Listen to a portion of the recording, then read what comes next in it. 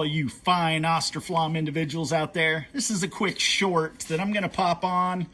That if by chance you have a Rika 2, as shown here, and you found a couple of wires off, or you took some wires off and you're having to put them back on, beware of space 5 and 6. 5 and 6 have the exact same connector, which is a 2-port, and they are side by side.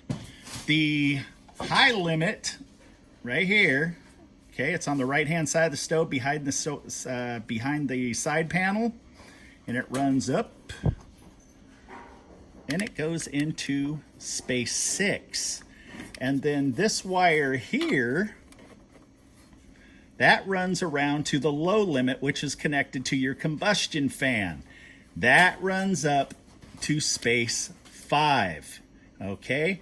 If you swap them, your stove will malfunction, okay? So if by chance you ended up doing any wiring, having to, let's just say, take your motherboard off for some reason or whatever, just make sure that your high limit snap disk is on space 6 and your low limit is on space 5.